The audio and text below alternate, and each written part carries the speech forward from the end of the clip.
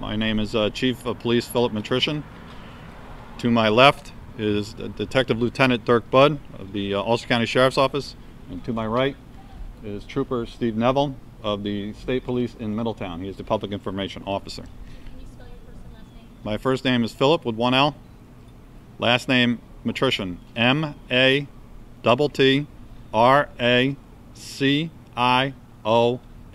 as in Nancy. Stephen, S-T-E-V-E-N-N-E-V as in Victor, E-L. My first name is Dirk, D-I-R-K, and my last name is Budd, B-U-D-D. Thank you. Again, as I said, thank you for coming. At least it's warm out here and we're not at negative 30 like it was last week, because probably my lips would freeze to the microphones. At 9:56 a.m. this morning, the Ellenville Police Department received a direct call for a reported shooting in the parking lot of the Canal Lock Apartments located at 110 Center Street in the village of Ellenville. The caller reported that there were 2 victims shot. There was also multiple 911 calls reporting the same thing. The Ellenville Police, in conjunction with the members of the Ulster County Sheriff's Office, responded to the scene and upon arrival observed 2 victims on the ground. And as officers were approaching, witnesses informed responding officers that a suspect had fled the scene on foot running towards the school. The superintendent of schools was immediately notified and asked to lock down the school out of an abundance of caution at that point. Subsequently, additional manpower from the New York State Police BCI in uniform, along with their aviation units, and additional manpower from the Ulster County Sheriff's Office, Detective Division, uniforms, K-9 units, and along with Town of Schwanghoek officers and Town of Fallsburg PD responded to the village for assistance. At the scene, officers discovered a 3rd victim inside a parked car in the parking lot. A preliminary investigation at this point has revealed that the shooting occurred as a result of an ongoing domestic dispute that police have identified the shooter as 55-year-old Efren Lopez, also known as Ping, of 174 Center Street. The victims are identified as follows: as his long-term domestic partner, Margarita Soto, age 55, and Jose Cruz, age 55, both of Ellenville. Both victims were shot and killed by Lopez, and then Mr. Lopez shot himself. All 3 victims were pronounced dead at the scene by the Medical Examiner's Office of Ulster County. The investigation is ongoing. I'll take some questions. Mr. Efren Lopez is a longtime member of the Village of Ellenville Board of Trustees, and that is true. He is also a longtime, approximately 30-year employee of the Ellenville Central School District. Ellenville Central School District. He is a member of the SRP unit. Maintenance, etc. The weapon was recovered at the scene. It was identified as a .30-06 lever action rifle. 30-30. Correction, 30-30. 30-30 lever action. Yes. How do you spell Efron's name? E-F-R-A-I-N as in Nancy. Yes, sir, in the back. Cruz, C-R-U-Z. Okay, and there was one of the victims in a red vehicle. Is that That was the perpetrator? that was the female victim who was identified as Mr. Lopez's longtime domestic partner. Thank you.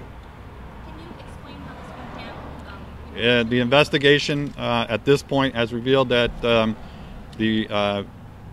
the victims were driving in a red car. They pulled into the parking lot. They were followed by Mr. Lopez in a black sedan. They parked, and upon parking, the driver, Jose Cruz, exited the vehicle, and Mr. Lopez exited his vehicle and took the rifle out and fired shots at Mr. Cruz, killing him. And then Mr. Lopez then walked over to the car, fired through the passenger side window, striking and killing his longtime domestic partner. He then immediately turned the gun on himself and shot himself. What was Jose Cruz's relationship to Margarita Soto? What am I saying at this point? Just a short-term boyfriend relationship. So at this point, we can only identify that she had been dating Mr. Cruz for a short time. On behalf of the police department and the village of Ellenville, certainly this is a tragedy. Can you make any remarks in regards to that? I have personally known Mr. Lopez for over 30 years. It is a tragedy of just unproportional magnitudes. I cannot even explain how I feel at this point. I was shocked. There was many emotions running through me. Shock, just disappointment, unbelievable sadness. I just can't tell you. It's undescribable in my emotions towards how this. In 1,000 years, if you would have told me that I was going to be responding to this at 9:56 a.m. this morning, I would have told you you were all crazy. I said, because I just can't fathom how he was just a very nice guy. I just no words. He's been with the village for a long time. I've worked with, as the president of the Board of Education, I've seen his work and his quality of work in the school, and he's always been polite and courteous, and just no indications that this would ever transpire. None. You said there was an ongoing domestic dispute. Ongoing in what sense? Was there ever any calls between the two of them, complaints? We are currently investigating whether or not we can substantiate that there were domestic issues. We're looking into nothing here in the village that we've received, but we're looking into other aspects of of whether or not there were actual domestic disputes. I mean, we do know that he wasn't happy about the situation, as we found out from doing some witness debriefings this morning. But at this point, we're still looking into whether or not maybe other agencies have had some dealings with Mr. Lopez. Was she still residing with Mr. Lopez at this time? We believe that she was not residing with him at this time. Was she living with Cruz? We do not know where she was living at this point. We just know that she was not residing with Mr. Lopez at this point. Had she been out of town and just returned?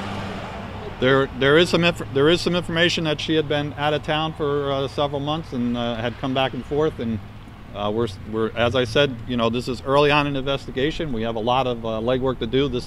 Just because we have 3 victims here and 3 victims are deceased, the case does not end there. We will continue this afternoon with our partners in law enforcement to investigate this aggressively, and we will be looking as to what happened, why it happened, and trying to piece together the where's, what's, and how's, and when's. Was there a suicide note? Was there any indication from Mr. Lopez that he intended to do this? We have, right now, as I said, it's early. We have not found any suicide note. We have not found any other indications that this was going to occur. What's the connection to the Center Street apartments? Did they just pull over there, or did Mr. Cruz, we're looking into that, why he pulled into that lot. We do believe he has a son in the buildings there. So was Mr. Cruz driving the car with Soda in? Mr. Cruz was the driver of the red vehicle, and Miss Soto was in the passenger side of the red vehicle. Does Mr. Cruz live at that residence? We are looking into that right now. Will you be looking into his social media accounts? We are currently examining everything. As I said to you right now, it is preliminary. We are in the early stages of a intensive investigation. We are examining everything: social media accounts, cell phone records between all 3, all social media accounts between all 3. We're looking at every possible angle and scenario as to why this could have occurred and how it could have occurred so tragically. Do we know if Mr. Lopez had reported to work this morning at the school? As I said, we are currently looking into all aspects of this investigation. We will be looking into that avenue as well.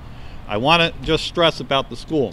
The school was placed on lockdown because of the initial information that we had received, and out of an abundance of caution, because there was a lot of reports that the school, that the shooter was running through in the school. You get all kinds of reports.